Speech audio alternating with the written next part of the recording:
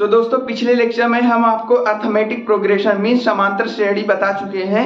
Second is geometric progression. तो आज के इस लेक्चर में जियोमेट्रिक प्रोग्रेशन मीन्स गुणोत्तर श्रेणी के बारे में कुछ खास बात बताएंगे।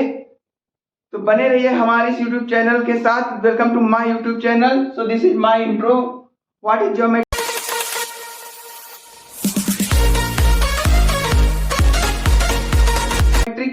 प्रोग्रेशन और जियोमेट्रिक प्रोग्रेशन को किस तरीके से पहचानेंगे मीन्स गुणोत्तर श्रेणी को क्या प्रॉपर्टीज है कि इस गुणोत्तर श्रेणी को हम कैसे पहचानेंगे। तो गुणोत्तर श्रेणी का पहला जो टर्म रहेगा फर्स्ट टर्म वो जीरो हो ही नहीं सकता।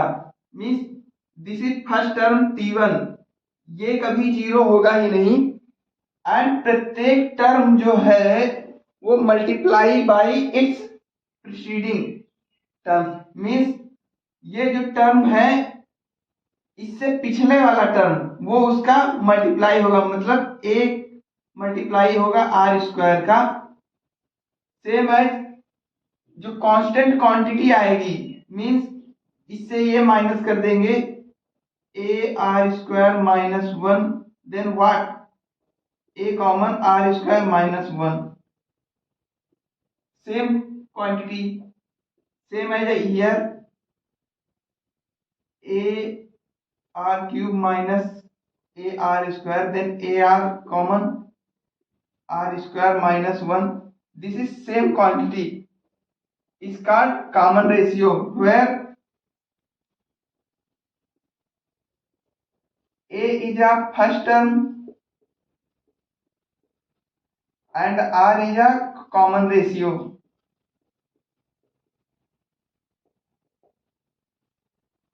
Then this series is called geometric progression means गुणोत्तर श्रेणी.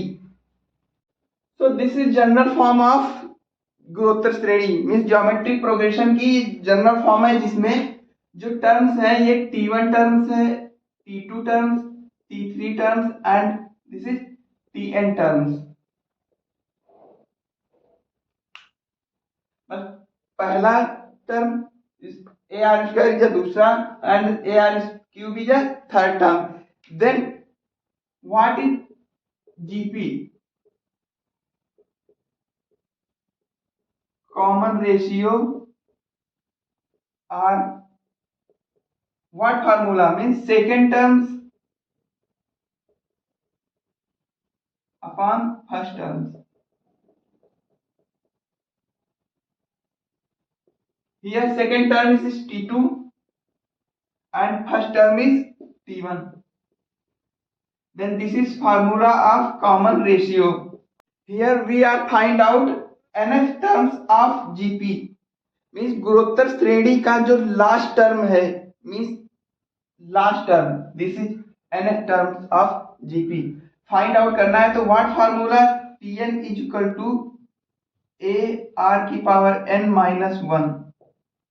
इसे लास्ट टर्म भी बोलते हैं, last term of GP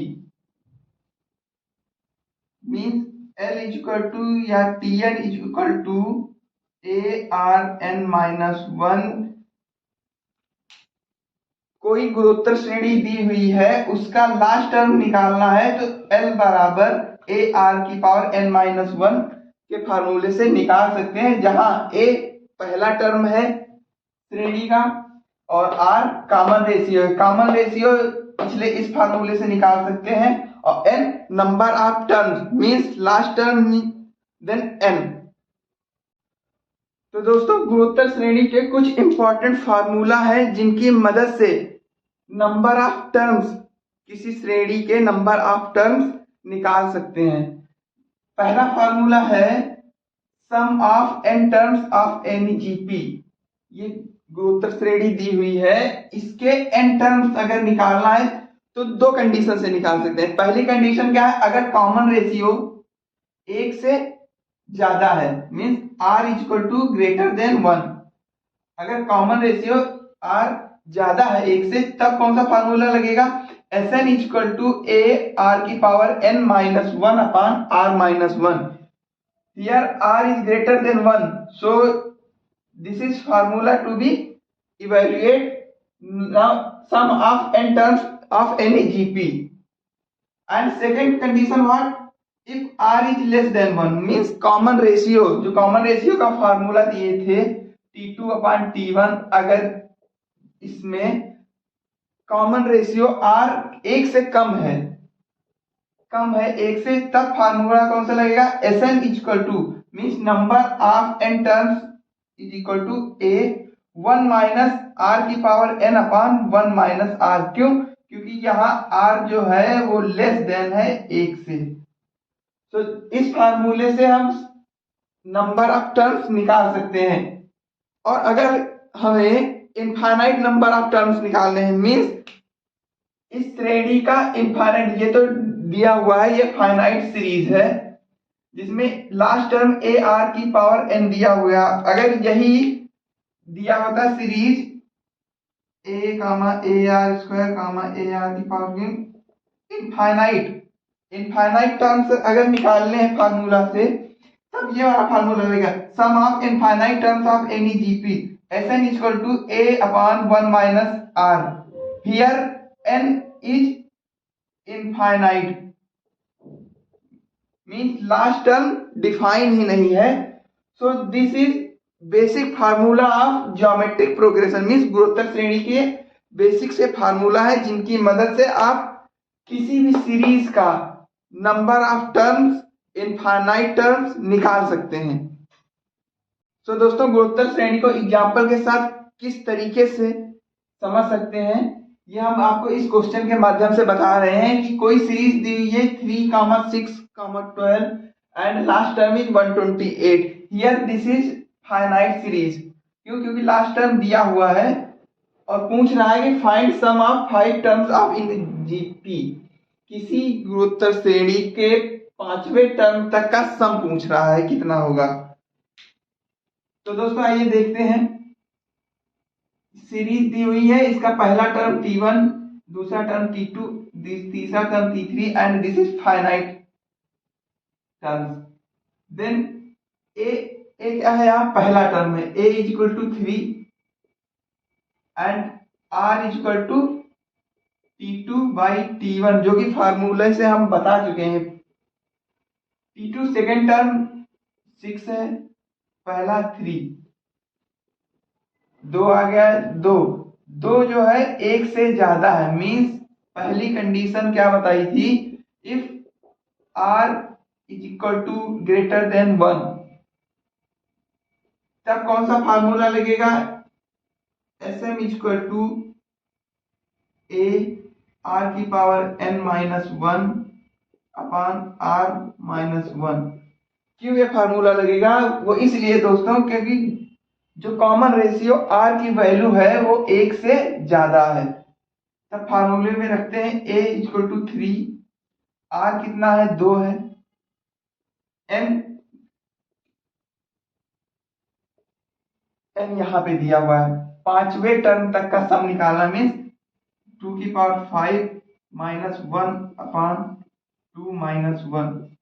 evaluate कर लेंगे इसको, 3, 2 की पावर 5 कितना हो गया, 2 इंटू 2 इंटू 2 इंटू 2 इंटू 2, 2 दूनी 4, 4 दूना 8, 8 दूनी 16, 16 दूना 32। यहाँ 32 minus 1 upon 2 minus 1, 3 into 32 minus 1 31 upon 1 93 means इस सीरीज का 5वें टर्म तक का जो सम है वो 93 आएगा। सो this is called geometric progression. इस एग्जाम्पल के माध्यम से बेहतरीन तरीके से गुणोत्तर श्रेणी आपको समझ में आ गया होगा। हमारा अगला टॉपिक है ज्योमेट्रिक मीन मीन्स गुणोत्तर माध्य।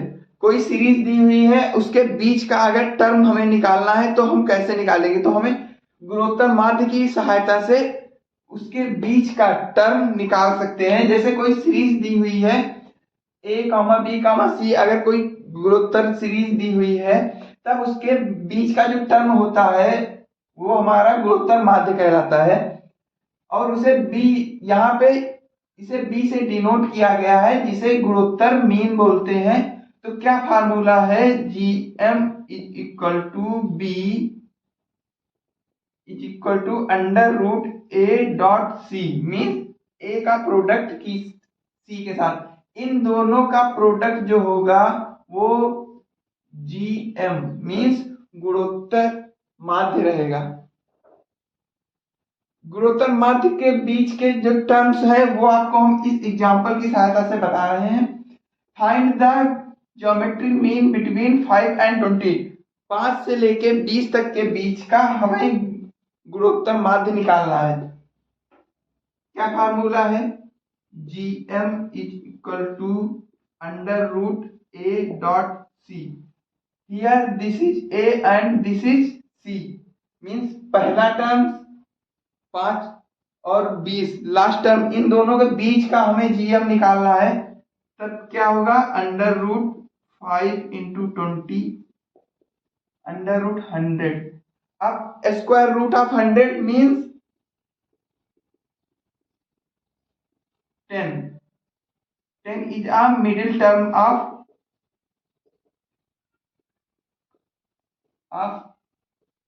GP। देन क्या फॉर्मेशन करेगा GP, GP is equal to 5, 10, 20 in a series.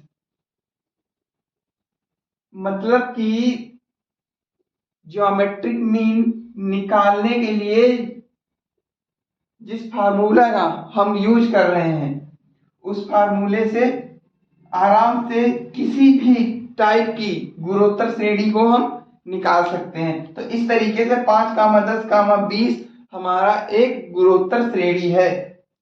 कैसे पहचानेंगे, क्योंकि पहला टर्म जो हमारा है वो नॉन जीरो है, पहली बात जीरो नहीं है।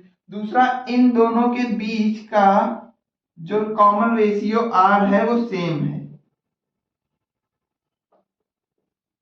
इसीलिए तो इस तरीके से this series is called geometric progression.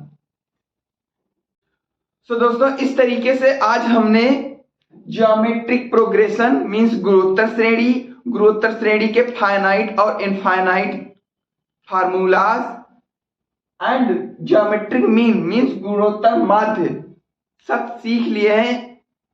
गुणोत्तर माध्य इज द बेस्ट फार्मूला किसी भी गुणोत्तर श्रेणी को फाइंड आउट करने के लिए, सबसे बेस्ट फार्मूला गुणोत्तर श्रेणी का रहता है। तो दोस्तों, ऐसे ही बने रहिए हमारे नेक्स्ट वीडियो में जहां हम आपको हार्मोनिक प्रोग्रेशन मींस हरात्मक श्रेणी के बारे में बताएंगे। सो थैंक यू दोस्तों।